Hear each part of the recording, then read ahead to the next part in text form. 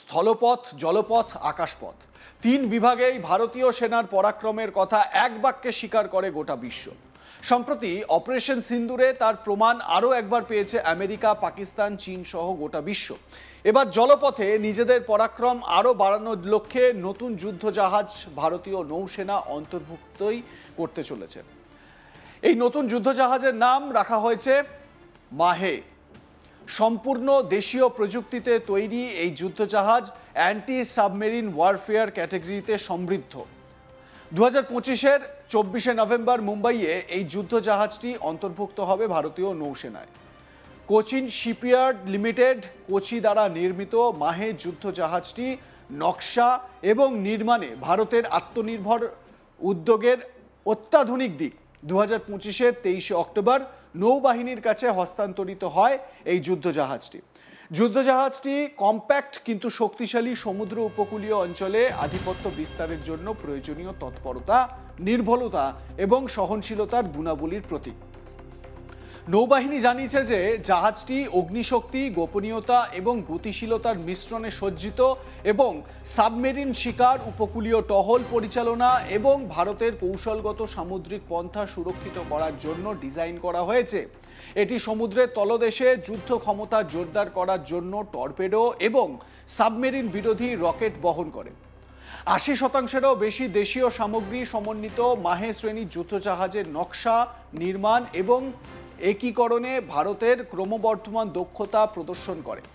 এর কমিশনিং নতুন প্রজন্মের মসৃণ এবং দ্রুত অগভীর জলের যোদ্ধাদের আগমনকে চিহ্নিত করবে। মঙ্গলবার উপকূলের ঐতিহাসিক উপকূলীয় শহর মাহের নামানুসারে এই যুদ্ধজাহাজের নামকরণ করা হয়েছে। আমরা এই যুদ্ধজাহাজটার যে আউটলুকটা সেটা যদি দেখি তাহলে কিন্তু অনেকটাই বোঝা যাবে যে কেন এটি ভারতীয় নৌবাহিনীর জন্য বিশেষভাবে তাৎপর্যপূর্ণ এবং গুরুত্বপূর্ণ। তার কারণ আপনারা জানেন যে ভারত সামরিক দিক থেকে জল, স্থল এবং আকাশে নিজেদেরকে ডেভেলপ করার চেষ্টা করে চলেছে এবং মাহে তার নতুনতম একটা সংযোজন বলা যেতেই পারে। 80%-এরও বেশি দেশীয় সামগ্রী সমন্বিত মাহে শ্রেণীর যুদ্ধজাহাজের নকশা, নির্মাণ এবং একীকরণে ভারতের ক্রমবর্ধমান দক্ষতা প্রদর্শন করে এটি। এর কমিশনিং নতুন প্রজন্মের মসৃণ এবং দ্রুত অগভীর জলের যোদ্ধাদের আগমনকে চিহ্নিত করবে। মালাবার উপকূলের ঐতিহাসিক উপকূলীয় শহর মাহের নামানুসারে এই যুদ্ধজাহাজের নামকরণ করা হয়েছে।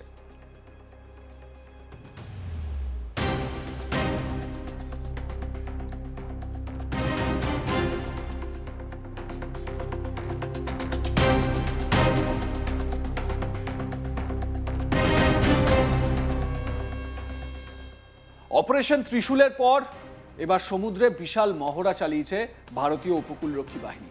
ইন্সপেক্টর জেনারেল ইকবাল সিং চৌহান উল্লেখ করেছেন যে বার্ষিক মহড়াটি অংশগ্রহণকারী ইউনিটগুলির মধ্যে অপারেশনাল সমন্বয় নিশ্চিত করার সময় স্ট্যান্ডার্ড অপারেটিং পদ্ধতিগুলি বা প্রসিডিওর মূল্যায়ন এবং পরিমার্জন করতে সহায়তা করে। অফশোর পেট্রোল জাহাজ এবং সাপোর্ট ক্রাফট সহ একাধিক আইসিজি জাহাজ বিমান বাহিনীর একটি বিমানের সঙ্গে মিশনে যোগ দিয়েছিল, যা লাইফ এফএএফটি ড্রপ পরিচালনা করেছিল।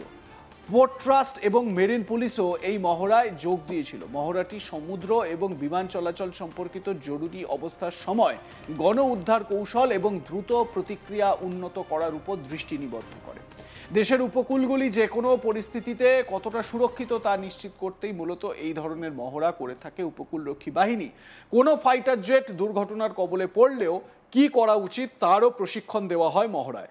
কোনো জওয়ান জখম হলে তাকে প্রাথমিক শুশ্রূষা কিভাবে দেওয়া হবে সে বিষয়ে প্রশিক্ষণ দেওয়া হয়। ইন্সপেক্টর জেনারেল নর্থ ইস্ট ভারতীয় কোস্টগার্ডের ইকবাল সিং চৌহান কি জানিয়েছেন শোনাবো আপনাদের। See, we are annually conducting a regional search and rescue exercise. Is basically to validate our standard operating procedures, coordination with other agencies. So today we have almost Northeast maximum ships have participated. There were 2 OPVs, 4 PVs, 2 smaller vessels. So this exercise we conduct annually. So basically that now we are updated with what all is happening, standard operating procedures, validation of that, and in case there is any improvement required to be done, so we do that. We also involved Air Force aircraft today for dropping life raft. So you could have seen all those operations.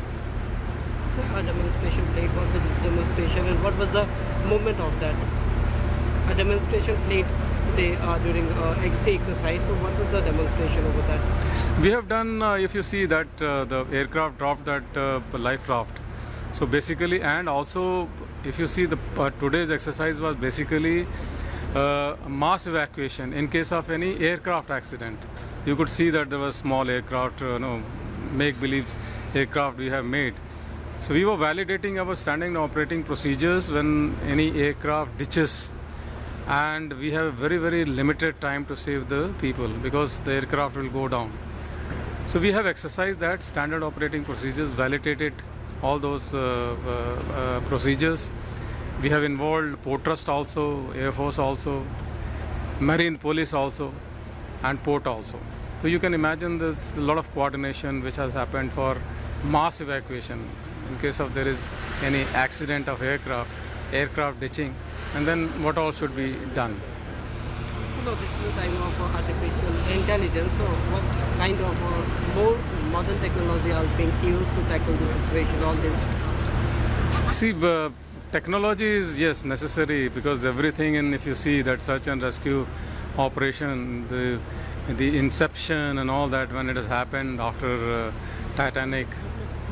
So there's a lot of technology which is involved, where satellite communication, VHF communication. So what has happened, India has ratified International Convention on SOLAS, Safety of Life at Sea 1974. So for that, you required to have GMDSS system wherein a lot of communication equipments are required to be carried by the merchant vessels, by the fishing vessels. So all those things, there's a lot of technology involved. Yes, IA is a little latest. IA we can basically use for analysis of past incidents, lessons learned, how we can further improve on that. We are working on that, but that's still a lot more time to go about that. You have a next commitment on this now. We will take last question. Sir, Odisha is a land of natural calamities now, and how you deal with government of Odisha as well as natural calamities and cyclone? The government of Odisha is very helpful to us. They have whatever we demand, they give us. Now this Bay of Bengal, if you see, this is a cyclone-prone area. Every year there will be 1 or 2 cyclones. So what we have analyzed all during the existence of Coast Guard is better to prevent, because after that it takes a lot of time to recover and all that. So what we do is we believe in protection. Like comment share করতে ভুলবেন না। দেখতে থাকুন আজ তাক Bangla. Subscribe করুন আমাদের YouTube চ্যানেলটি, বেল আইকন প্রেস করুন নোটিফিকেশন পেতে।